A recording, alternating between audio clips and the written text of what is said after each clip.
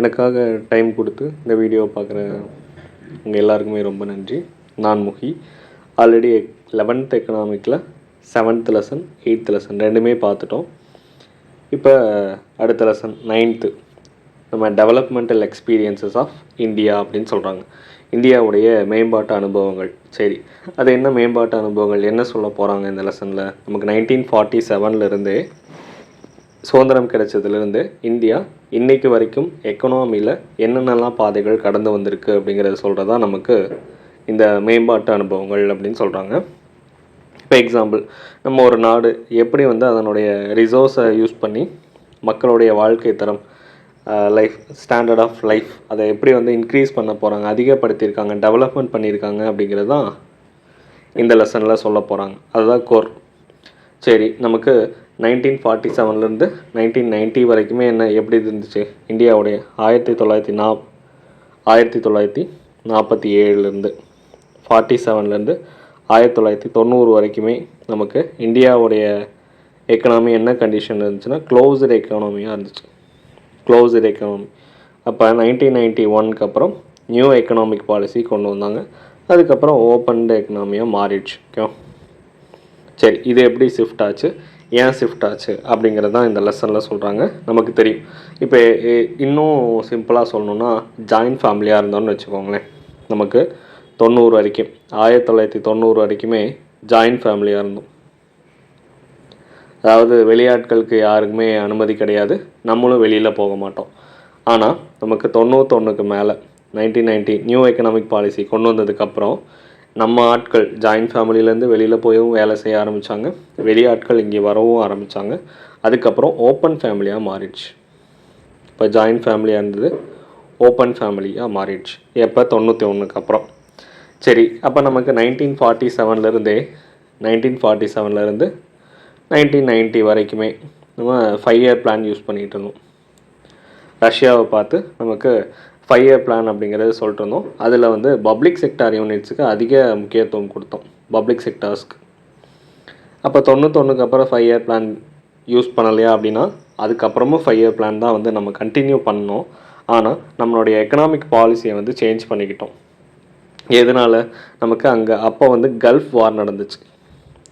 இப்போ நடந்துகிட்ருக்குல்ல, அதே மாதிரி அப்போவும் 90 பீரியடில் கல்ஃப் வார் நடந்துகிட்டு இருந்துச்சு. அப்போ ஃபினான்ஷியல் மேனேஜ்மெண்ட் டெஃபிஷியட் இந்த மாதிரி நிறையா ப்ராப்ளம், பிஓபின்னு சொல்லுவாங்க, பேலன்ஸ் ஆஃப் பேமெண்ட்ஸ். அதாவது ஒரு நாட்டுக்கும் இன்னொரு நாட்டுக்கும் நடக்கக்கூடிய டிரான்சாக்ஷன், ஃபாரின் எக்ஸ்சேஞ்ச் ரிசர்வ் நமக்கு எவ்வளோ இருந்துச்சுன்னா ஃபாரின் எக்ஸ்சேஞ்ச் ரிசர்வ்னு சொல்லுவாங்க. ஃபாரின் எக்ஸ்சேஞ்ச் ரிசர்வ் ஃபிக்ஸ், அதாவது அந்நிய செலவாணி கையிருப்பு. நம்ம எவ்வளோ நாளைக்கு நம்ம வர்த்தகம் பண்ணலாம் மற்ற நாடுகளுக்கு அப்படின்னா 2 வீக்ஸ். அப்போ 2 வாரத்துக்கு தேவையான பொருட்கள் மட்டும்தான் நம்ம மற்ற நாடுகள்லேருந்து இம்போர்ட் பண்ணக்கூடிய சூழல் இருந்துச்சு. நம்மளுடைய நகைகள் எல்லாமே இங்கிலாந்தினுடைய பேங்க்கில் கொண்டு போய் நம்ம கடன் வச்சுருப்போம். அப்போ இதனால் ஐஎம்எஃப் அவங்களுடைய நிபந்தனைப்படி நம்ம எல்பிஜி அப்படின்னு புது ஒரு எக்கனாமிக் பாலிசி கொண்டு வந்தோம். அதுக்கப்புறம் தான் லிபரலைசேஷன் அப்படிங்கிறது கொண்டு வந்தோம். ஓகே, அப்போ இவ்வளவு பிரச்சனைகள் எல்லாத்தையும் கடந்து நம்ம 47 1990 வரைக்குமே அப்படி தான் இருந்தோம். 91 மேலே எல்பிஜி கொண்டு வந்து நிறையா ப்ராப்ளம் ரிசால்வ் பண்ணோம். இன்றைக்கி அப்போ அவ்வளோ கஷ்டப்பட்ட இந்தியா இப்போ கரண்ட்டில் 4th லார்ஜஸ்ட் எக்கனாமி ஸ்டேட்டாக இருக்குது. ஓகே, 4th லார்ஜஸ்ட் கண்ட்ரியாக இருக்குது. ஓகே, 4வது மிகப்பெரிய பொருளாதார ஒரு நாடாக இருக்குது, 4வது ஜிடிபியில். அப்போ உலகத்தோடைய 4வது பெரிய பொருளாதார நாடு நாமினல் ஜிடிபியில் நமக்கு 4th பிளேஸில் இருக்கோம். அப்போ தமிழ்நாடு நம்ம 2047 கூட விக்ஷித் பாரத் இலக்கு வச்சுருக்கோம். விக்ஷித் பாரத், வளர்ச்சி அடைந்த பாரதம் அப்படிங்கிற இலக்கு வச்சுருக்கோம். அப்போ தமிழ்நாடு டெவலப் ஆகலையா அப்படின்னா தமிழ்நாடும் 2030 $1 trillion எக்கனாமியை இலக்கு வச்சுருக்காங்க. ஓகே, $1 trillion எக்கனாமி இலக்கு வச்சுருக்கோம். அதை நோக்கி தான் போயிட்டுருக்கோம். ஓகே, அப்போ இந்த லெசனில் இதுதான், அதாவது லெசனுக்குள்ளே என்ன சொல்ல வராங்க அப்படிங்கிறது ஒரு ஓவர்வியூ மாதிரி கொடுத்துட்டேன். இவ்வளோ தான் உள்ள லெசனில் பேச போகிறாங்க. ஸோ பெருசாக லெசன் நமக்கு ரொம்ப கான்செப்சுவலாக படிக்கிற மாதிரிலாம் இருக்காது. ரொம்ப பேசிக்கான டேட்டா தான் இருக்கும். அண்டர்ஸ்டாண்ட் பண்ணிக்கிற மாதிரி தான் இருக்கும். என்னால் முடிஞ்ச அளவு மேக்ஸிமம் எவ்வளோ புரிய வைக்க முடியுமோ அவ்வளோ புரிய வைக்கிறேன். ஃபஸ்ட்டு எடுத்தோடனே நம்ம இன்ட்ரொடக்ஷனில் அதே தான் நம்ம சொன்னதே தான் கொடுத்துருக்காங்க. 1947 விடுதலை அடையும் போது நம்ம எக்கனாமிக்கில் பேக்வேர்டு எக்கனாமியாக இருந்தோம் அப்படின்னு சொல்கிறாங்க. பின்தங்கிய பொருளாதார நாடாக இருந்துச்சு. அதுக்கப்புறம் நம்ம இன்றைக்கி என்னது, நம்ம ஆன்லைன்லேயே வந்து எல்லாமே ஆர்டர் போடுற கண்டிஷனில் இன்றைக்கி ஸ்டேட்டஸில் இன்றைக்கி இருக்கோம். அன்றைக்கி ஒருவேளை சாப்பாட்டுக்கே வந்து கஷ்டப்பட்டுருந்தாங்க. அப்போ எல்லாத்துலேயும் அதில் மட்டும்தானா அப்படின்னா சயின்ஸ் அண்ட் டெக்லேயும் பின்தங்கி தான் இருந்தோம். நம்ம சயின்ஸ் அண்ட் டெக்லேயும் நம்மக்கிட்ட தொழிற்சாலைகள் இண்டஸ்ட்ரீஸ் வந்து கம்மியாக இருந்துச்சு. நமக்கு செகண்ட் இயர் 5 இயர் பிளானில் தான் இண்டஸ்ட்ரி அதிகமாக வந்திருக்கும். அப்போ சயின்ஸ் அண்ட் டெக்லேயும் நம்ம கம்மியாக தான் இருந்தோம். இன்றைக்கி 5G யூஸ் பண்ணிகிட்டு இருந்தோம். அன்றைக்கி மொபைல் ஃபோன்ஸ் லேண்ட்லைனுக்கே வந்து ரொம்ப கஷ்டப்பட்டுட்டு இருந்தோம். அப்போ அந்த மாதிரி ஃபெசிலிட்டிஸ் அப்போ கிடையாது. அதுக்கப்புறம் அக்ரிகல்ச்சர்லேயும் நம்ம எது தான் ஜமீன்தாரி சிஸ்டம் இதெல்லாமே ஃபாலோ பண்ணாங்க. அப்போ அக்ரிகல்ச்சரல் எல்லாமே லேண்ட்லார்ட்ஸ் கிட்ட தான் வந்து எல்லாமே இருந்துச்சு. இப்போ யார்கிட்ட லேண்ட்லார்ட்ஸ் நிலப்பிரபுக்கள் அப்படின்னு சொல்லுவாங்க. அவங்கக்கிட்ட தான் எல்லா நிலங்களும் இருந்துச்சு. அப்போ அவங்களுக்கு தான் அதிகமான நம்ம வரி கட்டுற மாதிரி இருந்துச்சு. இதில் என்ன பிரச்சனை அப்படின்னா லேண்டோடைய ஓனர்ஸ் வந்து அவங்க. அப்போ நிலத்தை நம்ம உழுது விவசாயம் பண்ணுறது மட்டும்தான் விவசாயிகள். அவங்களுக்கு என்ன ஆகும் அப்படின்னா எவ்வளோ ப்ராஃபிட் வந்தாலுமே அது லேண்ட்லார்டுக்கு போகும்போது நிலப்பிரபுக்களுக்கு போகும்போது அவங்களுக்கு அதில் வேலை செய்கிற இன்ட்ரெஸ்ட்டே இருக்காது. அப்போ விவசாயம் நமக்கு ரொம்ப டவுனாக தான் இருந்துச்சு. அப்போ அன்னைக்கு மழையை நம்பி மட்டும்தான் விவசாயம் பண்ணிகிட்டு இருந்தாங்க. அப்போ அதை தான் சொல்லியிருக்காங்க, எல்லாத்துலேயுமே பின்தங்கி இருந்தோம். கல்வி, சுகாதார வசதி எல்லாத்துலேயும் பின்தங்கி தான் இருந்தோம். அப்போ நமக்கு சோஷியல் இஷ்யூஸ், சமூக பிரச்சனை அப்படின்னு பார்க்கும்போது 2 முக்கியமான பிரச்சனை சொல்கிறாங்க. ஒன்று வறுமை, இன்னொன்று வேலையின்மை. பாவர்ட்டி அண்ட் அன்எம்ப்ளாய்மெண்ட் வந்து பெரிய ஒரு பிரச்சனையாக இருக்குது. இது 2ம் இருந்தால் தான் என்னது வாழ்க்கை தரம், ஸ்டாண்டர்ட் ஆஃப் லிவிங் வந்து நல்லாயிருக்கும். ஆனால் அதுவே இல்லாதப்ப பின்தங்கிய நிலையில் தான் இருக்கும் அப்படிங்கிறத சொல்கிறாங்க. சரி, அப்போ இதுக்கெல்லாம் வந்து ஒரு சொல்யூஷன் இல்லையா அப்படின்னா 1991 இந்தியன் எக்கனாமிலேயே நமக்கு பெரிய ஒரு டேர்னிங் பாயிண்ட் வந்துச்சு அப்படின்னு சொல்கிறாங்க. நமக்கு தெரியும், அதுதான் எல்பிஜி. இன்றைக்கும் எல்பிஜி தான் வந்து பெரிய ரோல் பண்ணிகிட்ருக்கு கல்ஃப் வாரில். அன்னைக்கு கல்ஃப் வார்லேயும் ஆனால் அது வந்து எல்பிஜி வந்து நியூ எக்கனாமிக் பாலிசி. இன்றைக்கி வந்து எல்பிஜி சிலிண்டர். ஆனால் ரெண்டுமே ஒரே மாதிரி ரிலேட்டானது தான். சரி, அப்போ நாட்டுடைய கட்டமைப்பை நம்ம இன்ஃப்ராஸ்ட்ரக்சரை மேம்படுத்தணும் அப்படிங்கிறதுக்காக கொண்டு வந்தோம். ஏன்னா நிறையா ஃபாரின் டைரக்ட் இன்வெஸ்ட்மெண்ட், அந்நிய நாட்டு முதலீடுகள் வந்திருக்கும். அப்போ அதுக்கு இன்ஃப்ராஸ்ட்ரக்சரை டெவலப் பண்ணணும். ஓகே, அப்போ இவ்வளோ தான் அந்த ஃபஸ்ட்டு பேஜில். நமக்கு நோட் பண்ணிக்கிற அளவு பாயிண்ட்லாம் எதுவும் இல்லை. இப்போ இதில் முக்கியமானதுன்னா நம்ம என்னது, அங்கே கல்ஃப் வார் நடந்தது 1991 பேலன்ஸ் ஆஃப் பேமெண்ட் க்ரைசிஸ்னு சொல்லுவாங்க. Balance of BOP, okay, balance of payments crisis. அப்போ அதுதான் வந்து மிகப்பெரிய பிரச்சனையாக இருந்துச்சு. மற்ற நாடுகளோட வியாபாரம் செய்கிறதுக்குண்டான அந்த பணங்கள், அந்த டிரான்சாக்ஷன் அதை பற்றி தான் சொல்லுவாங்க. அப்போ நமக்கு ஃபாரெக்ஸ் வந்து அப்போ கம்மியாக தான் இருந்துச்சு. அதாவது எவ்வளோ வாரத்துக்கு இருந்துச்சு, ஃபாரின் எக்ஸ்சேஞ்ச் ரிசர்வ் 2 வீக்ஸுக்கு உண்டான அமௌண்ட்டு தான் நம்மகிட்ட இருந்துச்சு. அப்போ நம்மக்கிட்ட இருக்கிற நகைகள் எல்லாத்தையுமே நம்ம union bank of Switzerland, bank of England, இந்த மாதிரி அவங்களுடைய நாடுகளுடைய வங்கிகளில் நம்ம கடன் வாங்க வேண்டிய சூழ்நிலை வந்துச்சு. அதாவது கிட்டத்தட்ட ஒரு 70 டன் கிட்ட தங்கத்தை வந்து அவங்களுடைய நாடுகளுடைய வங்கிகளில் அடகு வச்சோம் அப்படிங்கிறத சொல்கிறாங்க. அடமானமாக வச்சுருக்கோம். இன்றைக்கி அந்த மாதிரி ஒரு சூழ்நிலையெல்லாம் கிடையாது.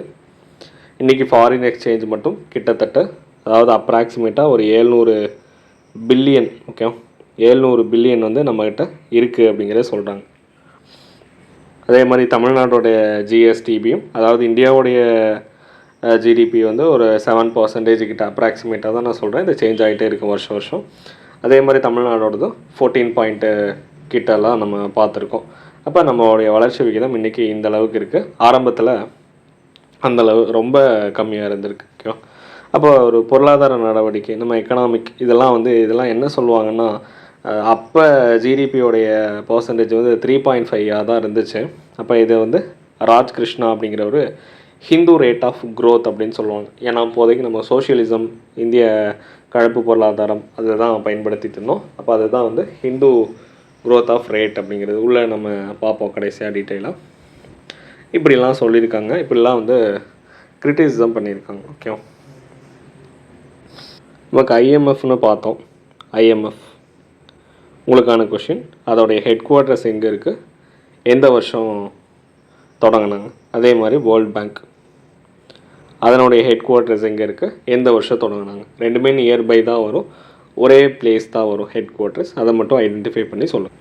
நமக்கு எல்பிஜிலாம் டீட்டெயிலாக பார்த்துருக்கோம், அதனால் அதெல்லாம் சொல்ல வேண்டியதுன்னு நினைக்கிறேன். சரி, எப்போ கொண்டு வந்தாங்கங்கிறது மட்டும். எல்பிஜினா தெரியும்ல, லிபரலைசேஷன், ப்ரைவேட்டைசேஷன், குளோபலைசேஷன். இதெல்லாம் வந்து 7th லெசன் 8th லெசன்லேயே வந்து கம்ப்ளீட்டாக சொல்லியாச்சு டீட்டெயிலாக. திரும்ப திரும்ப சொல்ல வேணாம், டைம் வேஸ்ட்டு தான் ஆகும்.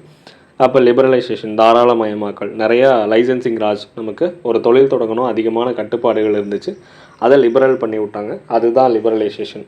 ப்ரைவேட்டைசேஷன் அப்படிங்கிறது தனியார் மயமாக்கல், ஷேரை வந்து ப்ரைவேட்டுக்கு வந்து சேல் பண்ணுறது.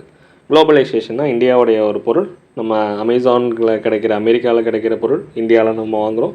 இங்கே இருக்கிற அதாவது இங்கே இருக்கிற ஒரு பர்சன் அமெரிக்கா கம்பெனியில் ஒர்க் பண்ணுறாங்க. இதெல்லாம் தான் குளோபலைசேஷனில் வரும். அதே ஃபாரெக்ஸ் அப்படின்னு ஒரு கீவேர்டு, ஒரு வார்த்தை சொன்னோம். ஃபாரெக்ஸ், ஃபாரின் எக்ஸ்சேஞ்ச், அந்நிய செலவாணி அப்படின்னு சொல்லுவாங்க. வெளிநாட்டு பொருள் வாங்குறதுக்கு தேவையான டாலர்கள் நம்மகிட்ட எவ்வளோ கையிருப்பு இருக்குது அப்படிங்கிறத ஃபாரெக்ஸ்ன்னு சொல்லுவாங்க. இன்னொரு கீவேர்டு என்னென்னா ஃபிஸ்கல் டெஃபிஷியட் அப்படின்னு சொல்லுவாங்க. ஃபிஸ்கல் டெஃபிஷியட் நம்ம பட்ஜெட்டு போடும் போதெல்லாம் பார்த்து வந்திருப்போம். அதாவது நிதி பற்றாக்குறை. ஓகே, நிதி பற்றாக்குறை, அரசுடைய வருவாயை விட நமக்கு செலவு அதிகமாக இருந்துச்சு அப்படின்னா அதுக்கு பேர் தான் நிதி பற்றாக்குறை. இவ்வளோ பிரச்சனை இருந்துச்சு, அதனால new economy policy July 24, 1991 Rao மோகன் மாடல்னு சொல்லுவாங்க. அதாவது நம்ம பிவி நரசிம்மராவும் மன்மோகனும் சேர்ந்து கொண்டு வந்தாங்க. அப்போ பிவி நரசிம்மராவ் வந்து பிரைம் மினிஸ்டராக இருந்தாங்க, பிஎம். இவங்க வந்து எஃப்எம், ஃபினான்ஸ் மினிஸ்டராக இருந்தாங்க. அப்போ 2 பேரும் சேர்ந்து கொண்டு வந்தது தான் ஓகேவா இந்த திட்டம், ரொம்ப முக்கியமானது. அப்போ அப்போதைக்கு பப்ளிக் செக்டார் யூனிட்டுக்கு 90க்கு முன்னாடி வரைக்கும் பப்ளிக் செக்டார் யூனிட்டுக்கு இம்பார்ட்டன்ஸ் கொடுத்தாங்க. அதே மாதிரி 91க்கு அப்புறம் ப்ரைவேட் செக்டாருக்கும் முக்கியத்துவம் கொடுத்தாங்க. அப்போ க்ளோஸ்டு எக்கனாமி 1947லேருந்து 90 வரைக்குமே க்ளோஸ்டு எக்கனாமி. இப்போ வந்து ஓப்பன் எக்கனாமி தான். அப்போ லைசன்சிங் ராஜ் இருந்துச்சு, நம்ம பர்மிட் ராஜ் அப்படின்னு சொல்லுவாங்க. உரிமம் வாங்கி தான் ஒரு தொழில் தொடங்குற மாதிரி இருந்துச்சு. இப்போ டீலைசன்சிங் அப்படின்னு சொல்கிறாங்க. இப்போ எல்லாம் வந்து உரிமம், ஒரு சில துறைகளை தவிர மீதிக்கெல்லாம் வந்து உரிமம் வாங்க வேண்டியதில்லை அப்படிங்கிற கண்டிஷனுக்கு கொண்டு வந்துட்டாங்க. அடுத்து வறுமை அப்படின்னு பார்த்தோம். வறுமையோட ரேட் தமிழ்நாட்டில் எவ்வளோ இருக்குது அப்படின்னா 1.43%. ஓகே, 143ன்னு இருக்குது பாருங்கள். அதே இந்தியாவோடது எவ்வளோ, இது உங்களுக்கான கொஷின். ஓகேவா, இதெல்லாம் யார் ரிலீஸ் பண்ணுவா, இந்த வறுமை பர்சன்டேஜ்லாம் நித்தி ஆயோக் வந்து ரிலீஸ் பண்ணுவாங்க. ஓகேவா, இதெல்லாம் முக்கியமான டேட்டா, ஞாபகம் வச்சுக்கோங்க. ஓகே, நம்ம நியூ எக்கனாமிக் பாலிசியோடைய 3 தூண்கள், 3 பில்லர்ஸ்: லிபரலைசேஷன், ப்ரைவேட்டைசேஷன், குளோபலைசேஷன். இந்த 3 வந்து பற்றியும் தனித்தனியாக கொடுத்துருக்காங்க. நம்ம ஆல்ரெடி ப்ரீவியஸ் லெசன்லாம் பார்த்தது தான், பெருசாக ஒன்றும் இல்லை. ஃபஸ்ட்டு எடுத்தவொடனே லிபரலைசேஷன். நமக்கு ஃபஸ்ட்டு என்னது, ரிமூவல் ஆஃப் கவர்மெண்ட்டோடைய restriction and control of industry on industry. அப்போ ரிமூவல் ஆஃப் கவர்மெண்ட்டோடைய ரெஸ்ட்ரிக்ஷன் அண்ட் கண்ட்ரோல்ஸ், நம்ம நிறையா கட்டுப்பாடுகள் விதிமுறைகள்லாம் இருந்துச்சு. ஒரு இண்டஸ்ட்ரி வந்து இந்தியாவில் தொடங்கணும் அப்படின்னா லைசன்சிங் ராஜ் அப்படின்னு சொல்லுவாங்க. லைசன்சிங் ராஜ். ஓகே, இப்போ பெர்மிட் ராஜ் அப்படின்னு கூட சொல்லுவாங்க. பெர்மிட் ராஜ், ஒவ்வொன்றுக்கும் நம்ம பெர்மிஷன் வாங்கி அத்தனை கண்ட்ரோல்ஸையும் தாண்டி கொண்டு வரது அவ்வளோ பெரிய விஷயம், சின்ன விஷயம்லாம் கிடையாது. அப்போ கம்பெனி தொடங்கணும்னா, இப்போ எக்ஸாம்பிள் சொன்னோன்னா, ஏன் அவ்வளோ கம்பெனியே போகணும், ஒரு லேண்ட்லைன் கனெக்ஷன் வாங்கணும்னு வச்சுக்கோங்க. அப்போ லேண்ட்லைன் கனெக்ஷன் வாங்குறதுக்கே நம்ம அவ்வளோ ஃபார்ம் ஃபில்அப் பண்ணி கொடுக்கணும், அவ்வளோ பெர்மிஷன் வாங்கணும், அவ்வளோ ரெஸ்ட்ரிக்ஷன் இருந்துச்சு. இன்றைக்கி ஈஸியாக வந்து சிம் 5G சிம் வந்து 5 மினிட்ஸில் வாங்கிட்டு போயிடும். ஓகே, அப்போ அதுதான் டிஃப்ரென்ஸ். இதுதான் வந்து தாராளமயமாக்குதல் அப்படின்னு சொல்கிறாங்க, அதாவது லிபரலைசேஷன். அப்போ முன்னாடி கவர்மெண்ட் வந்து தொழில்துறை மேலே அதிகமான கட்டுப்பாடுகள் வந்து விதிகளையும் கட்டுப்பாடுகளையும் விதிச்சிருந்தாங்க. அதை நீக்கிறதோ தளர்த்துறதோ அதை தான் தமிழில் சொல்லியிருக்காங்க. அதான் removal of government restriction of and control on industry. அதுதான் தொழில்துறை மேலே அரசு கட்டுப்பாடுகள் எல்லா இதுலேயும் நீக்கிறதோ இல்லை தளர்த்துவதோ குறிக்கும். அதில் என்னென்னலாம் வரும், லைசன்சிங், உரிமம் வாங்குறது, கட்டுப்பாடுகள், நெறிப்படுத்துதல் எல்லாமே இதுக்குள்ளேயே வந்துடும். ஓகேவா, நம்ம பாசிட்டிவ் நெகட்டிவ் கடைசியாக பார்ப்போம். அடுத்து ப்ரைவேட்டைசேஷன் என்ன? பொதுத்துறை நிறுவனங்கள், அதாவது அரசுடைய நிறுவனங்கள் உரிமைகளை தனியாருக்கு கொடுக்கறது. அப்போ அதுதான் சொல்லியிருக்காங்க, பொதுத்துறையோடைய நிறுவனத்தையும் உரிமையும் யாருக்கு கொடுக்கறது? தனியாருக்கு கொடுக்கறது தான் வந்து தனியார் மயமாக்குதல், ப்ரைவேட்டைசேஷன்னு சொல்கிறாங்க. அதுக்கு இன்னொரு பேர் அரசின் நாட்டுடைமை ஆக்குதல்னு நம்ம படிச்சிருக்கோம், நேஷனலைசேஷன். இது வந்து நாட்டுடைமை ஆக்குதல் இன்மை அப்படின்னு சொல்கிறாங்க. அப்போ அது கிடையாது. அரசனுடைய முதலீடு கேபிட்டல் இன்வெஸ்ட்மெண்ட்டை குறைக்கிறாங்க. அப்போ பொதுத்துறை நிறுவனங்களை யாருக்கு கொடுக்குறாங்க? அப்போ தனியார் மையத்துக்கு கொடுக்குறாங்க. ஓகேவா? அதுதான் சொல்கிறாங்க, transferring the ownership and management of public sector units to the private. ஓகேவா? நான் ஒவ்வொன்றுக்கும் முன்னாடியே எழுதிடுறேன் அந்த இங்கிலீஷில் பைலிங்குவலாக. ஏன்னா நம்ம லெசன் எடுக்கும் போது எழுதுனா டைம் எடுத்துருது அதுவே. அதனால் அந்த டைமையும் மேக்ஸிமம் ரெடியூஸ் பண்ணுவோம். இப்போ அதுக்கு ஒரு எக்ஸாம்பிள் சொல்லலாமே. 2022 ஆல்ரெடி பார்த்துருப்போம். 2022 நமக்கு ஏர் இண்டியா மறுபடியும் டாட்டா கிட்டே, ஆரம்பத்தில் அவங்க கிட்ட தான் இருந்துச்சு. மறுபடியும் இந்த டாட்டா ஏர் இண்டியா கதையெல்லாம் நம்ம 7th லெசனில் டீட்டெயிலாக பார்த்துட்டோம். ஓகே, கம்ப்ளீட்டாக அதுக்கு மட்டுமே ஆரம்பத்துலேருந்து 1930s நமக்கு 2022 வரைக்கும் எப்போ வந்து மெர்ஜ் ஆச்சோ, கவர்மெண்ட் டேக் ஓவர் பண்ணாங்க, அது எல்லாமே டீட்டெயிலாக பார்த்துட்டோம். நம்ம திரும்ப இதெல்லாம் பார்க்க வேணாம். அப்போ இதுதான் வந்து ப்ரைவேட்டைசேஷன். நமக்கு கவர்மெண்ட்டோடைய ஒரு பப்ளிக் செக்டார் யூனிட்டு ஏர் இண்டியா லாஸில் போகுது அப்படிங்கிறனால என்ன பண்ணிட்டோம், நம்ம தனியார் நிறுவனத்துக்கு கொடுத்துட்டோம். ஓகேவா? அப்போ இதுதான் ப்ரைவேட்டைசேஷன் அப்படின்னு சொல்கிறாங்க.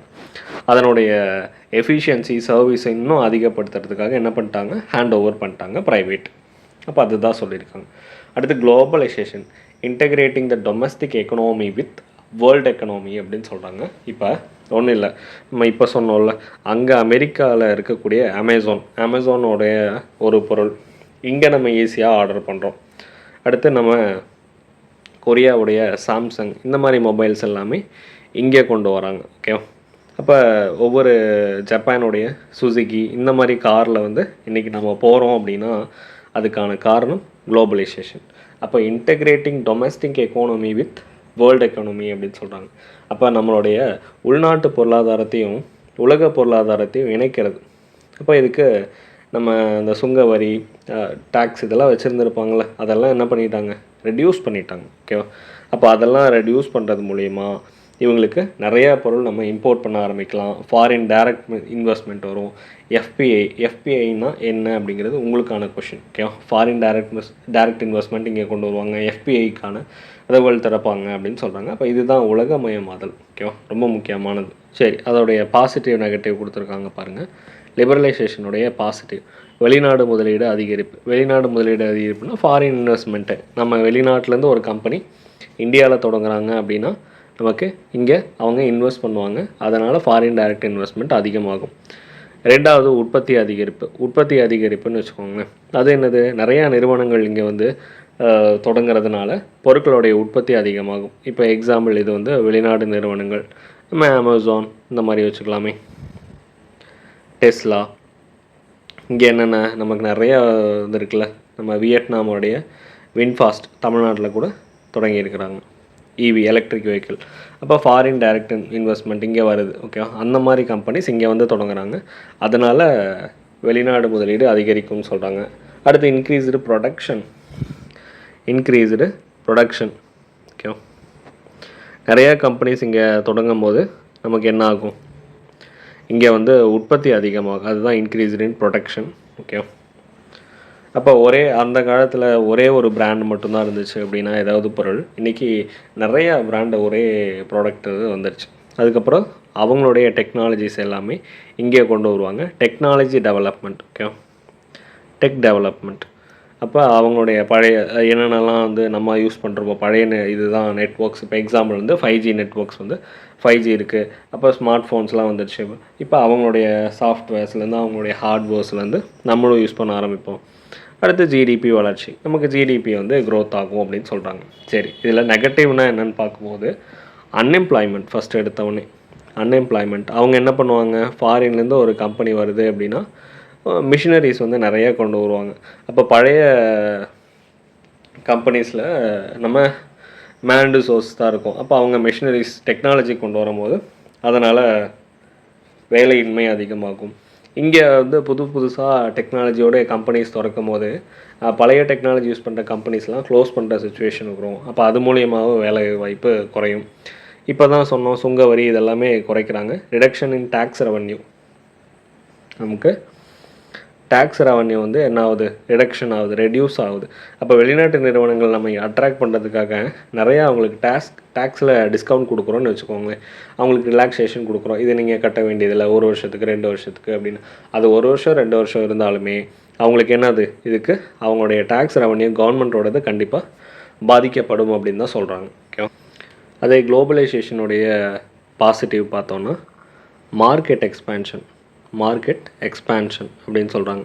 இப்போ எக்ஸாம்பிள் சொல்லணும்னு வச்சுக்கோங்களேன், நம்ம திருப்பூர் இந்த சரௌண்டிங்கில் ரெடிமேட் ட்ரெஸ்ஸும் வந்து அதுக்கப்புறம் டிஷர்ட்ஸ் இதெல்லாம் ஃபேமஸ். அப்போ அது எங்கே சேல் ஆகுது, அமெரிக்காலையும் யூரோப்பியன் கண்ட்ரீஸ்லேயும் வந்து அதிகமாக சேல் ஆகுது. அப்போ அதுதான் பாசிட்டிவ். அப்போ இது ஒரு குளோபலைசேஷன் பண்ணதுனால இங்கே தமிழ்நாட்டில் ஒரு மூலையில் நம்ம திருப்பூரில் ரெடி ஆகிற டிஷர்ட்ஸ் எல்லாமே அமெரிக்காலையும் யூரோப்பியன் கண்ட்ரீஸ்லேயும் சேல் ஆகுது. இதுதான் வந்து மார்க்கெட் எக்ஸ்பேன்ஷன்னு சொல்கிறாங்க. ரெண்டாவது இன்ஃப்ராஸ்ட்ரக்சர். இப்போ உட்கட்டமைப்பு வளர்ச்சி. ஓகே, உட்கட்டமைப்பு வளர்ச்சி அப்படின்னா இப்போ இந்தியாவுடைய நிறுவனம் எல்லாமே என்ன ஆகுது, இப்போ பெரிய லெவலுக்கு மாறுது. புது டெக்னாலஜிஸ் யூஸ் பண்ணுறாங்க. நம்ம டாட்டா, இன்ஃபோசிஸ் இந்த மாதிரி எல்லாம் நிறுவனங்கள் இருக்குது அப்படின்னா உலக அளவில் அவங்க என்ன பண்ணியிருந்திருப்பாங்க, அவங்களுடைய பிரான்ச்சஸ் வந்து தொடங்கி இருந்திருப்பாங்க. அப்போ அது மூலிமா உட்கட்டமைப்பு. இன்னொன்று அவங்களுடைய டெக்னாலஜிஸ் இங்கே உள்ள நம்ம இந்தியாவுக்குள்ளே கொண்டு வரும்போது நம்மளுடைய இன்ஃப்ராஸ்ட்ரக்சரும் டெவலப் ஆகும். அடுத்து standard of living. Okay, living standard வந்து இன்க்ரீஸ் ஆகும். ஏன்னா அவங்களுடைய கம்மியான விலைக்கு தரமான பொருட்கள், குவாலிட்டியான பொருட்கள் வந்து கிடைக்கிறதுனால என்னாகும், நம்ம வாழ்க்கை தரம் வந்து உயரும். இன்னொன்று இன்டர்நேஷ்னல் கோஆப்ரேஷன். அப்போ இன்டர்நேஷ்னல் கோஆப்ரேஷன்னா நம்ம நாடுகளுக்கு இடையில், ஓகே, இன்டர்நேஷ்னல்னு சொல்லிட்டாங்க. அப்போ இன்டர் அப்படின்னா இடையில், அப்போ நேஷன்னா நாடுகள். அப்போ நாடுகளுக்கு இடையில் ஒத்துழைப்பு நடக்கும் போது நிறையா நமக்கு வர்த்தக ரீதியாக ட்ரேட் ரிலேட்டடாக வந்து உறவு மேம்படும் அப்படிங்கிறத சொல்கிறாங்க.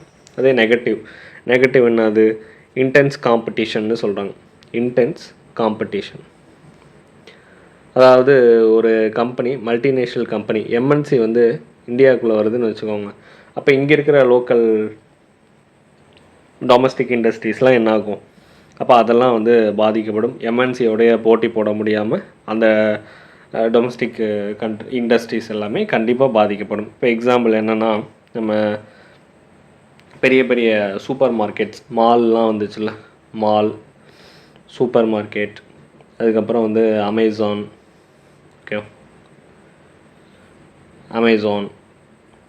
இந்த மாதிரி எல்லாம் வரும்போது நமக்கு என்னாச்சு, சின்ன சின்ன பெட்டி கடைகள், சின்ன சின்ன கடைகள் அந்த மாதிரியெல்லாம் பாதிக்கப்பட்டுச்சு. அதுதான் அந்த இன்டென்ஸ் காம்படிஷன்னு சொல்கிறது. ரெண்டாவது இன்க்ரீஸ்டு மோனோபாலி. மோனோபாலியை இன்க்ரீஸ் பண்ணியிருக்கு. அதாவது முற்றுரிமை அப்படின்னு சொல்லுவாங்க. மோனோபாலி அதாவது சின்ன சின்ன கம்பெனிஸோட எம்என்சி லெவலில் இருப்பாங்கள்ல, பெரிய பெரிய நிறுவனங்கள், அவங்க மட்டும்தான் ஒட்டு மொத்தமாக மார்க்கெட்டையும் அவங்களுடைய கண்ட்ரோலில் வச்சுருப்பாங்க. இப்போ எக்ஸாம்பிள் வந்து ரிலையன்ஸ் இண்டஸ்ட்ரீஸ் அப்படின்னு எடுத்துக்கோங்களேன். அப்போ ரிலையன்ஸ் இண்டஸ்ட்ரீஸ் வந்து அவங்க தான் வந்து ஒட்டுமொத்த மார்க்கெட்டையும் தன்னுடைய கண்ட்ரோலில் வச்சுருக்கிறது. அப்போ மீதி யாருமே அவங்களுக்கு ஈக்குவலாக வந்து போட்டி போட்டு அவங்கள வின் பண்ண முடியாது அப்படின்னா அதுதான் மோனோபாலி. ஓகே, அப்போ இது நெகட்டிவாக பார்க்குறாங்க. அப்போ குளோபலைசேஷன் கொண்டு வந்ததுனால மோனோபாலியும் வந்து அதிகமாயிடுச்சு. ஓகே, நமக்கு இந்தளவு டெப்த்தாலாம் தேவையில்லை, சும்மா இது பேசிக்கே சொன்னால் போதும். ஆனால் நமக்கு கான்செப்சுவலாக மைண்டில் ஸ்டோர் ஆகிறதுக்கு மட்டும்தான் இவ்வளோ டெப்த்தாக வந்து ஒவ்வொரு இந்த பாக்ஸ் டேட்டாவும் சொல்லிகிட்ருக்கோம். ஓகே, ஸோ அதை மைண்டில் வச்சுட்டு படிங்க. இப்போ நமக்கு எல்பிஜி கொண்டு வந்திருக்காங்க, நம்மளுடைய எக்கனாமி வந்து டெவலப்ட் அண்ட் க்ரோத் ஆகிருக்கு. அப்போ இந்த கண்டிப்பாக வந்து டெவலப் ஆகுது, க்ரோத் ஆகுது அப்படின்னா அதுக்கு பாசிட்டிவாகவும் நிறையா பேர் சொல்லியிருந்திருப்பாங்க, அது ஃபேவராகவும் சொல்லியிருந்திருப்பாங்க, கிரிட்டிசிசமும் பண்ணியிருந்திருப்பாங்க. அப்போ ஃபஸ்ட்டு எடுத்தவொடனே ஆர்கியூமெண்ட்ஸ் ஃபார் எல்பிஜி என்னென்ன கருத்துக்கள்லாம் வந்து பேச ஆரம்பித்தாங்க அப்படின்னு சொல்கிறாங்க.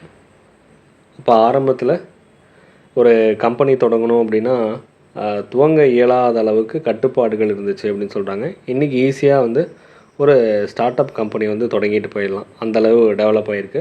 அதுக்கான காரணம் எல்பிஜி. ஓகே, அங்கே ஸ்டார்ட் ஆனது தான்.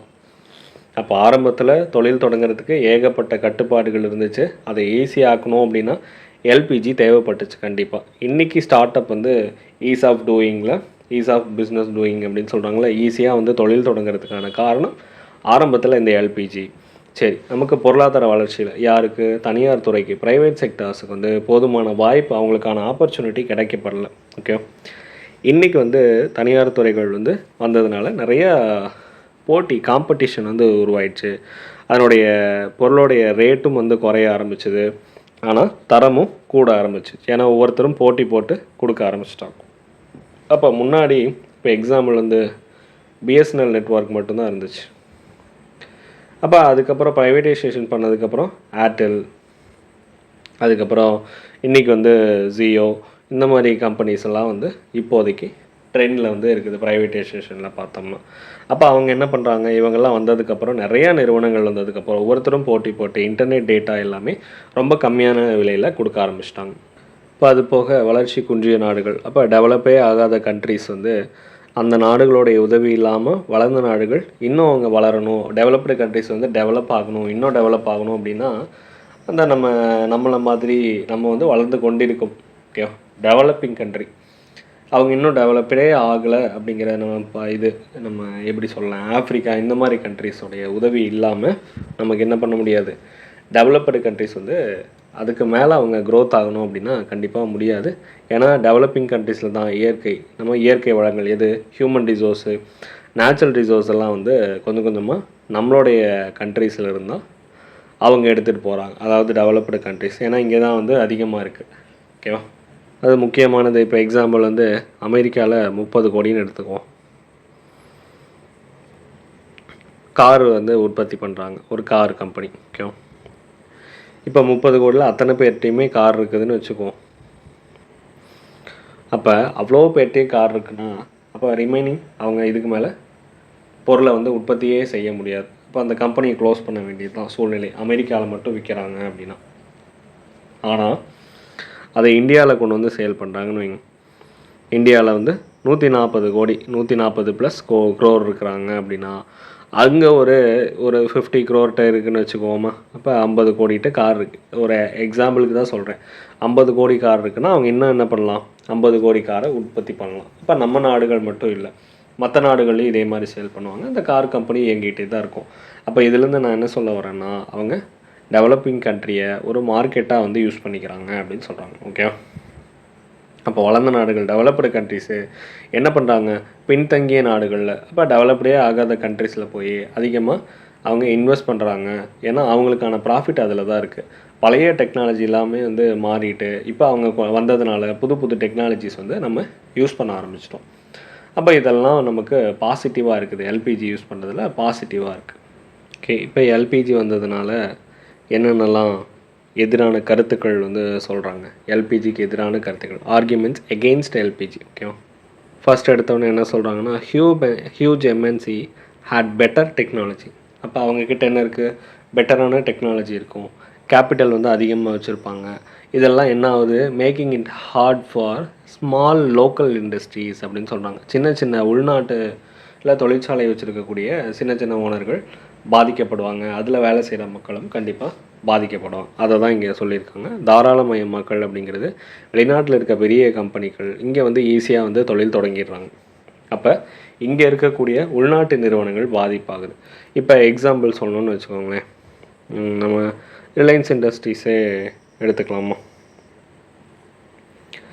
நமக்கு வெளிநாடு அப்படிங்கிறதோட சரி ரிலையன்ஸு, ஜூடியோ இந்த மாதிரி கம்பெனிஸ்லாம் வருதுன்னு சொல்கிறேன் வச்சுக்கோங்க. இது ஃபாரின், அதாவது எக்ஸாம்பிளுக்கு தான் சொல்கிறேன், இதெல்லாம் வந்து ஃபாரின் கம்பெனிஸ் அப்படின்னு சொல்லிட்டு. இப்போ அவங்க வந்து இங்கே தொழில் தொடங்குறாங்கன்னு வச்சுக்கோங்க. இப்போ பல வருஷமாக வந்து துணிக்கடை, சின்ன சின்ன துணிக்கடையெல்லாம் வச்சுருக்காங்கன்னா அப்போ அவங்க என்ன ஆவாங்க, எம்என்சிஸ் வரனால அவங்க பாதிக்கப்படுவாங்க. இப்போ இன்னும் நமக்கு சிம்பிளாக சொல்லணுன்னா, தாராளமயமாதல்னா ஒரு பெரிய ஒரு சுறா மீன் இருக்குது. ஓகே, பெரிய சுறா மீன் இருக்குது, அதுதான் ஒரு எம்என்சி. இதை வந்து எதுக்குள்ளே போடுறீங்க, குளத்துக்குள்ளே தூக்கி போடுறீங்கன்னு வச்சுக்கோங்களேன். அப்போ அது என்ன ஆகும், இருக்கக்கூடிய சின்ன சின்ன மீன் எல்லாத்தையுமே சாப்பிட்ரும். அப்போ அந்த சுறா மீன் இந்த மாதிரி தான் எம்என்சிஸ் வந்து என்ன பண்ணும், அந்த சின்ன சின்ன மீனான லோக்கல் பிஸ்னஸ், நம்ம லோக்கல் இண்டஸ்ட்ரீஸ் வச்சுருக்க அந்த சின்ன சின்ன மீனை வந்து சாப்பிட்றோம், அதுதான் சொல்ல வராங்க. இதுதான் எதிரான கருத்துக்கள். அது கிரிட்டிசிசம் பண்ணுறதுக்கான காரணம் இதுதான். ஓகே. ரெண்டாவது ப்ரைவேட்டைசேஷன், தனியார் மயமாதல். இது என்ன சொல்கிறாங்க? முற்றுரிமை, நமக்கு மோனோபாலி, இதை தான் வந்து டெவலப் பண்ணுது, மோனோபாலியை அதிகமாக்குது. அந்த மாதிரி வந்து அதாவது சமூக நீதி இது கொண்டு வரனால, ப்ரைவேட்டைசேஷனால் ஃபோக்கஸ் ஆன் ப்ராஃபிட்டில் தான் பார்க்குறாங்க தனியார் கம்பெனிகள்லாம். பொட்டன்ஷியலி லீடிங் டு மோனோபாலிஸ், முற்றுரிமையை வந்து அதிகப்படுத்துது. இக்னோர் பண்ணுறாங்க, எதை வந்து நிலைநாட்ட முடியறதில்ல, தவிர்த்துடுறாங்க அப்படின்னா சோஷியல் ஜஸ்டிஸ், சமூக நீதிங்கிறது இங்கே நிலைநாட்ட முடியலை அப்படிங்கிறது சொல்கிறாங்க ப்ரைவேட் கம்பெனிஸ் வரதுனால. இப்போ நமக்கு மோனோபாலியை வந்து எதிர்க்கும் சோஷியல் ஜஸ்டிஸ் கொண்டு வர முடியாதுன்னு வச்சுக்கோங்க. இப்போ நமக்கு ப்ரைவேட்டாக போகும்போது அவங்க என்ன பண்ணுவாங்க? அதிகமான லாபம் மட்டும்தான் நோக்கமாக வச்சு செயல்படுவாங்க. இப்போ அந்த மாதிரி இருக்கும்போது அங்கே சோஷியல் ஜஸ்டிஸ் அப்படிங்கிறது கொஞ்சம் கூட இடம் இருக்காது. நம்ம முன்னாடிலாம் பார்க்கும்போது ரயில்வே டிக்கெட் புக் பண்ணணுன்னா நம்ம கவர்மெண்ட்டோடைய வெப்சைட்டில் மட்டும்தான் புக் பண்ணுற மாதிரி இருந்துச்சு. இப்போ ஒரு சில ப்ரைவேட்டைசேஷன் பண்ணதுனால ஒரு சில தனியார் வெப்சைட்டுகள் மூலியமாகவும் ஏஜென்ட்ஸ் மூலியமாகவும் நம்ம ஈஸியாக புக் பண்ணிக்கிறதுக்கான வசதிகள் நமக்கு கிடச்சிருக்கு. அப்போ இது எப்படி நம்ம பாசிட்டிவ், இது எப்படி நெகட்டிவ்னு சொல்லணும்? இப்போ ரயில்வே எல்லாமே ப்ரைவேட்டைசேஷன் மாறிடுச்சு, அதாவது டிக்கெட் புக் பண்ணுறது எல்லாமே. அப்போ இது பாசிட்டிவ் தானே, நம்ம ஈஸியாக தானே புக் பண்ணுறோம் அப்படின்னா, ப்ரைவேட்டைசேஷன் போகும்போது என்ன ஆகுன்னா டைனமிக் ப்ரைஸிங் வந்து வைப்பாங்க. Okay, dynamic pricing. அப்போ ப்ரைஸிங் வந்து ஒரு ஃபிக்ஸ்டாக இருக்காது, அதிகமான ப்ரைஸாக இருக்கலாம், இல்லை எப்படின்னாலும் ஏதாவது ப்ரைவேட்டுன்னு பார்க்கும்போது லாபம் ப்ராஃபிட் மட்டும்தான் அவங்க பார்ப்பாங்க. ஸோ கொஞ்சம் வந்து அந்த ரேட் வந்து அதிகமாகிறதுக்கான வாய்ப்பு இருக்குது. அப்போ இது ஒரு எதிரான கருத்துன்னு வச்சுக்கலாம். அடுத்து குளோபலைசேஷன். அது என்ன globalization? Developed nations use developing nation as a market. அப்போ வளர்ந்த நாடுகள் வளர்ச்சி அடைந்து கொண்டு இருக்கும் நாடுகளை ஒரு மார்க்கெட்டாக வந்து யூஸ் பண்ணிக்கிறாங்க. எதுக்கு? ஃபார் தேர் சர்ப்ளஸ் ப்ராடக்ட், அதிகமாக இருக்கக்கூடிய ப்ராடக்ட்டுக்கு வந்து யூஸ் பண்ணிக்கிறாங்க. And outdated technology.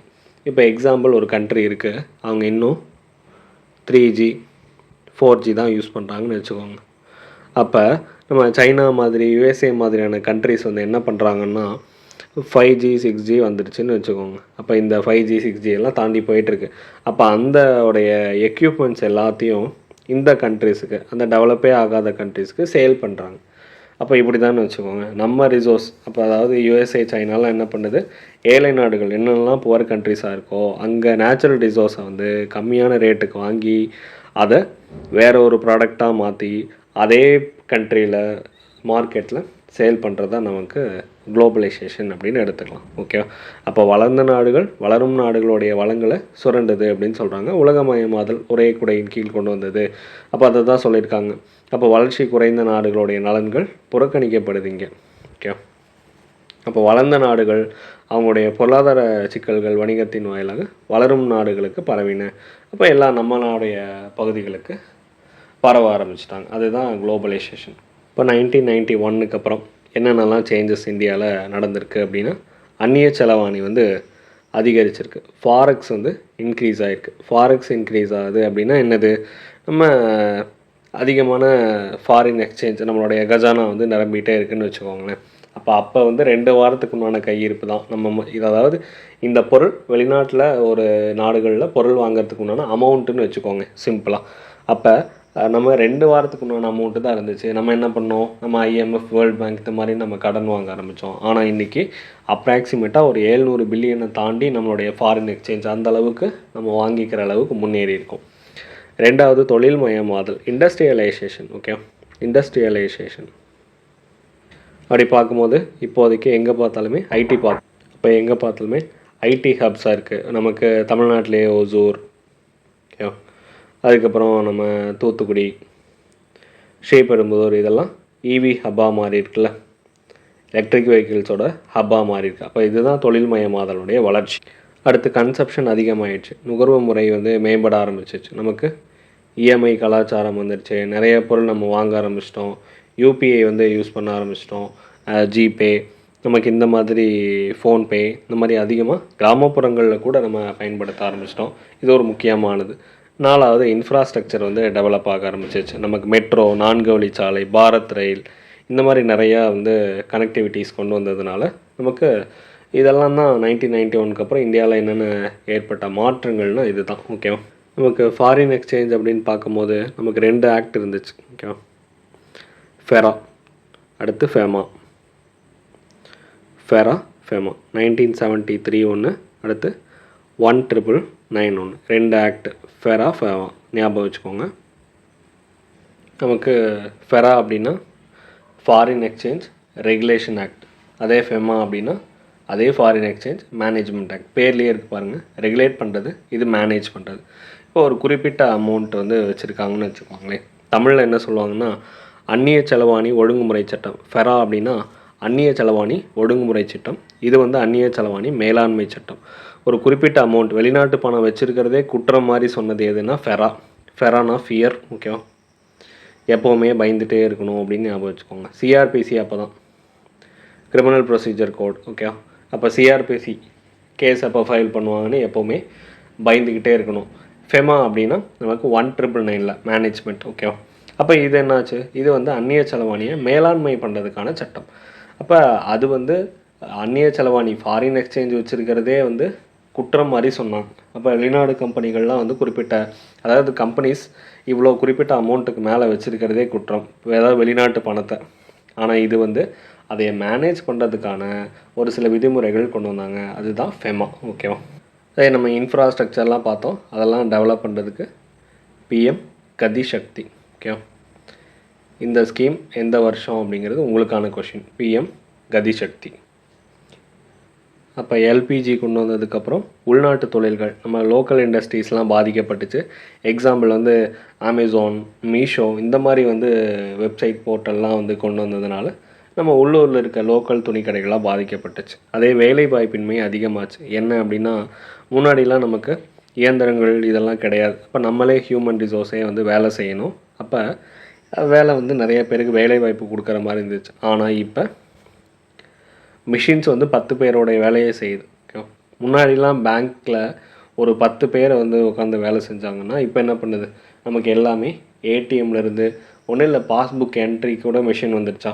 அப்போ இது வேலை வாய்ப்பின்மையை அதிகரிக்குது. ஓகே. அடுத்து ஃபாரின் எக்ஸ்சேஞ்ச் வந்து பாசிட்டிவில் பார்த்தா அதிகரிச்சிருக்கு. வெளிநாடு முதலீடுகள், நமக்கு ஃபாரின் டைரக்ட் இன்வெஸ்ட்மெண்ட் அதிகமாயிடுச்சு.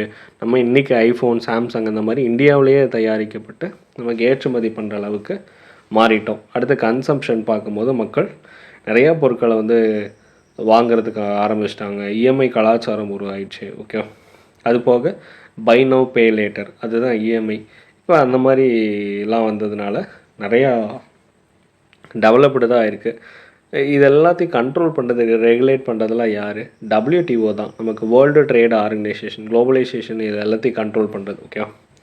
WTO Jan 1 1995 வந்து உருவாச்சு. ஓகே. WTO எங்கே இருக்குது? ஜெனீவாவில் இருக்குது. ஜெனீவா சுவிட்சர்லாந்தில் இருக்குது. அதாவது ரெண்டு நாடுகளுக்கு இடையில் ட்ரேடு நடக்குதுன்னு வச்சுக்கோங்க. அதை உறுதிப்படுத்தி அதுக்கான விதிமுறைகள் உருவாக்குறது, இது எல்லாமே அதுதான். ஓகே. முக்கியமானது, ஞாபகம் வச்சுக்கணும். அதே மாதிரி இன்றைக்கி எக்கனாமின்னு பார்க்கும்போது இந்தியா கிட்டத்தட்ட ஃபாரின் எக்ஸ்சேஞ்ச் மட்டும் 700 பில்லியன் அளவுக்கு நம்மக்கிட்ட இருக்குது. 4th லார்ஜஸ்ட் எக்கனாமிக் கண்ட்ரியாக இருக்கிறோம் ஜிடிபியில். அதே மாதிரி தமிழ்நாடும் சும்மா இல்லை, $1 trillion எக்கனாமி 2030க்குள்ளே இலக்கு வச்சுருக்கோம். அதனுடைய க்ரோத் ரேட்டும் 14% தாண்டி போயிடுச்சு. ஃபெரா அப்படின்னா என்னென்னு பார்த்தோம், 1973. அதாவது நம்ம ஃபாரின் எக்ஸ்சேஞ்சை வந்து கண்ட்ரோல் பண்ணுறது தான் ஃபெரா. அதே ஃபாரின் எக்ஸ்சேஞ்சை மேனேஜ் பண்ணுறதுனா அப்படின்னா ஃபெமா.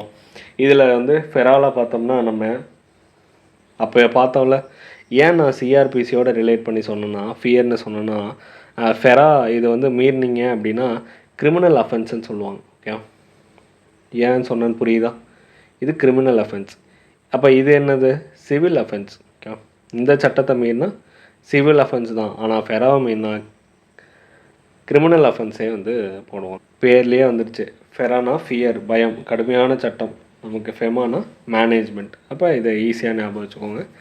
அப்போ பிஎம் கதி சக்தி நம்ம பார்த்தோம். அது போக நமக்கு இதுக்கு முன்னாடி ப்ரீவியஸ் லெசன்லாம் பார்த்தோம்ல, உள்நாட்டு உற்பத்தியை அதிகப்படுத்துறதுக்காக கவர்மெண்ட்டே ஃபண்டு ஊக்கத்தொகையெல்லாம் கொடுப்பாங்க. அதுதான் ப்ரொடக்ஷன் லிங்க்டு இன்சென்டிவ்னு சொல்லுவாங்க, PLI. ஓகே.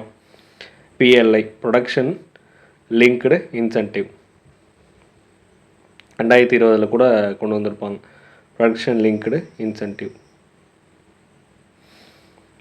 அதுக்கப்புறம் ஒன் டிஸ்ட்ரிக்ட் ஒன் ப்ராடக்ட் இதெல்லாமே கொண்டு வந்திருப்பாங்க. ஓகே.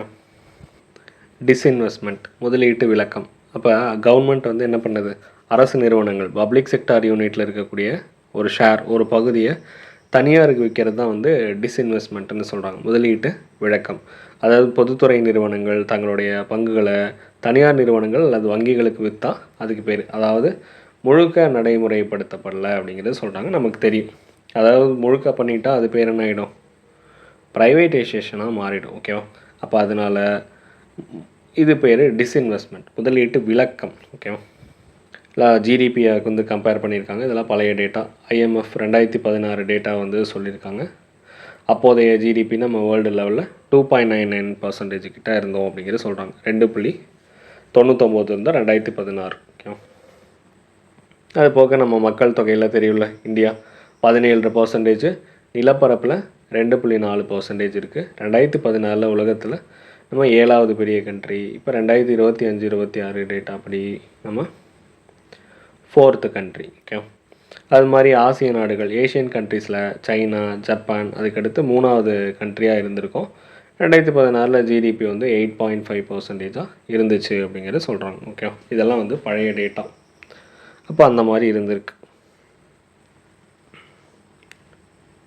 இப்போ வேர்ல்டு லெவல் ஜிடிபியில் இங்கே 2.99 இருந்தது, 3.5 to 3.8க்கு மேலே அப்ராக்சிமேட்டாக வந்து இவ்வளோ இன்க்ரீஸ் ஆகிடுச்சு.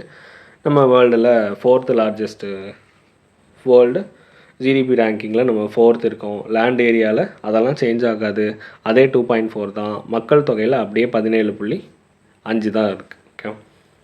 இது முக்கியமாக அடுத்து என்னென்னலாம் ரீஃபார்ம் பண்ணியிருக்காங்க அப்படிங்கிறது கண்டிப்பாக நமக்கு தெரியணும்.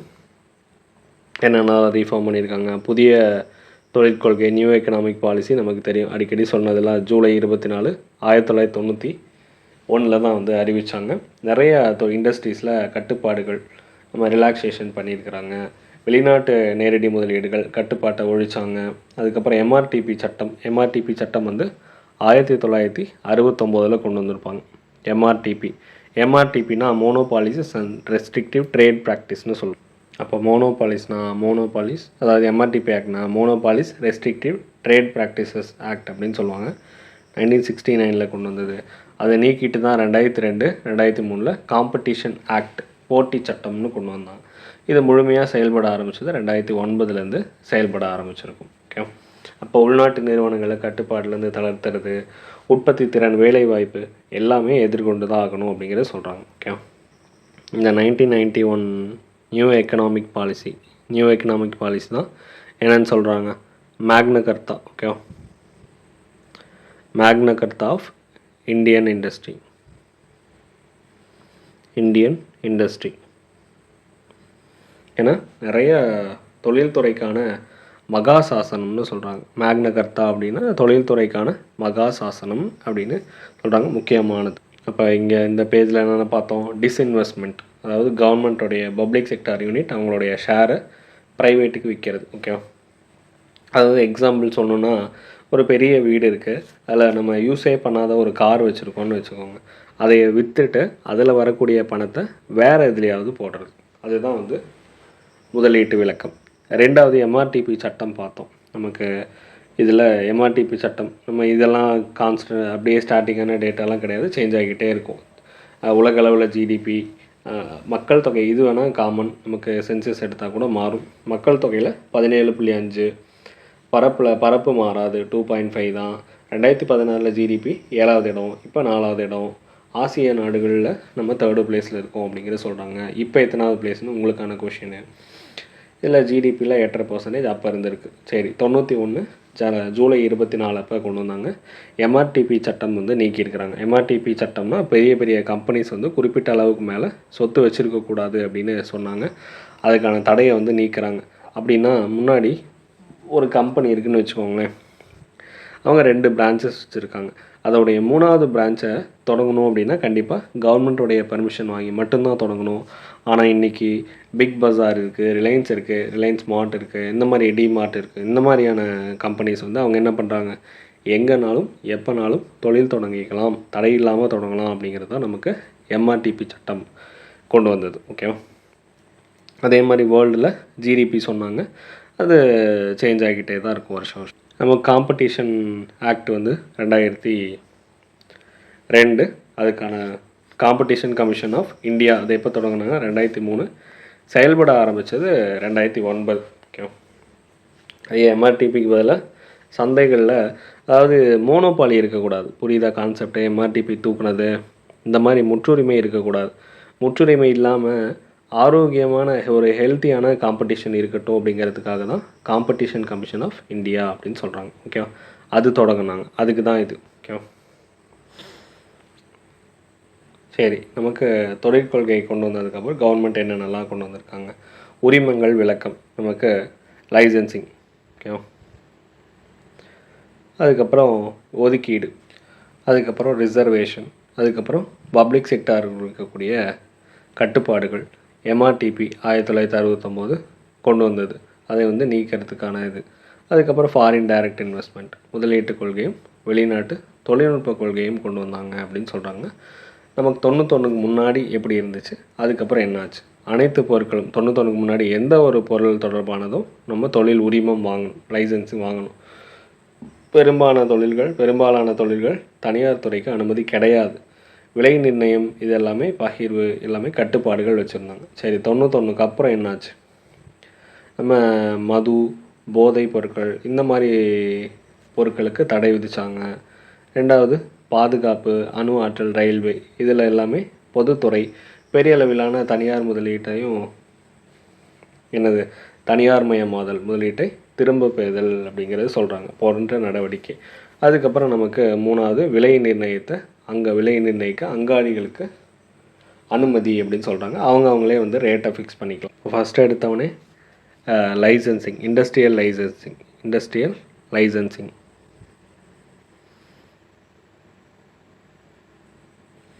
இது என்ன பண்ணுவாங்க? 1991 கொள்கைக்கு அப்புறம் இதை உரிமை முறையை ஒழிக்கிறாங்க அப்படின்னு சொல்கிறாங்க. ஃபஸ்ட்டு நம்ம ஒரு கம்பெனி தொடங்கணும் அப்படின்னா அதுக்கு நமக்கு ஒவ்வொரு தடவையும் நம்ம அரசுக்கிட்ட பர்மிஷன் வாங்கி அதுக்கப்புறம் பண்ணுற மாதிரி இருக்கும்.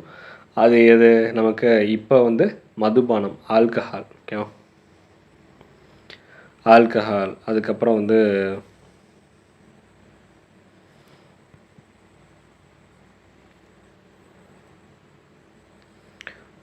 வெடி மருந்துகள், கிராக்கர்ஸு இந்த மாதிரி விஷயங்கள். இதை தவிர மீதி எதுக்குமே பெர்மிஷன் ஒவ்வொரு டைம் நம்ம கேட்டு வாங்க வேண்டியதில்லை அப்படிங்கிறத சொல்கிறாங்க. ஓகே, அடுத்து பொதுத்துறைக்கான இதில் என்ன பண்ணிட்டாங்க?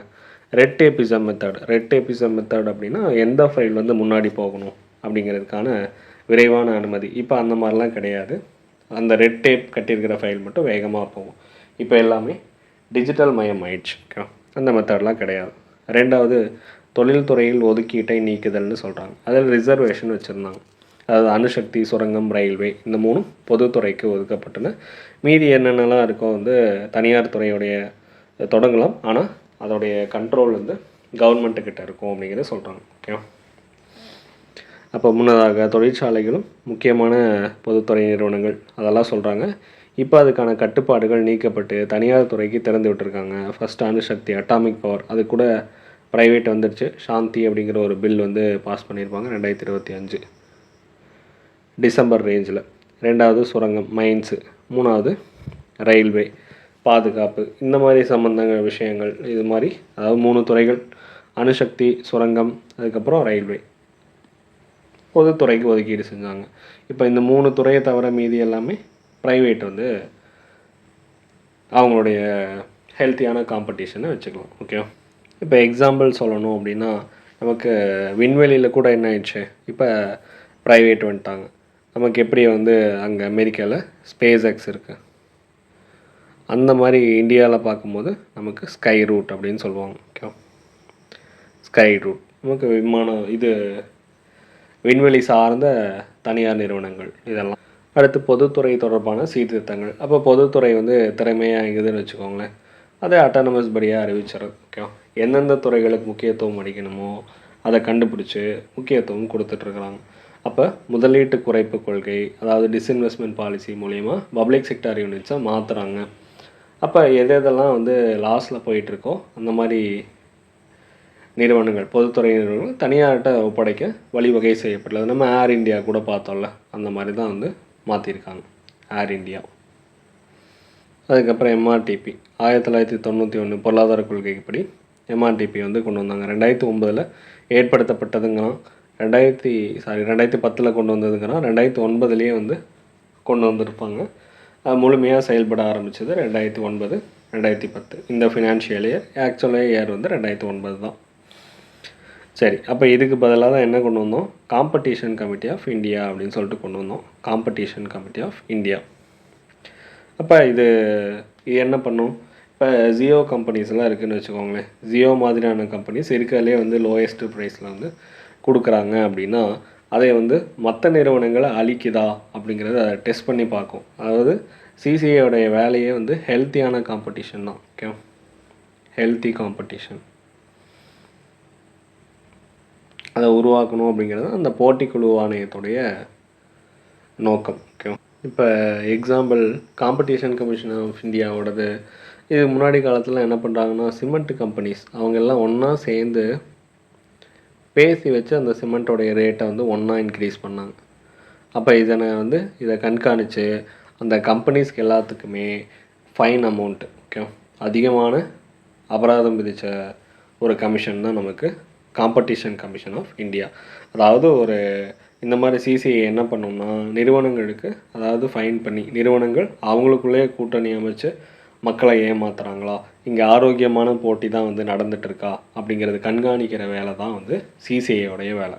ஃபஸ்ட்டு என்ன பார்த்தோம்? தொழில் உரிமம் ரத்து பார்த்தோம். தொழில் உரிமம் ரத்து அப்படிங்கிறது அபாலிஷன் ஆஃப் லைசன்சிங்.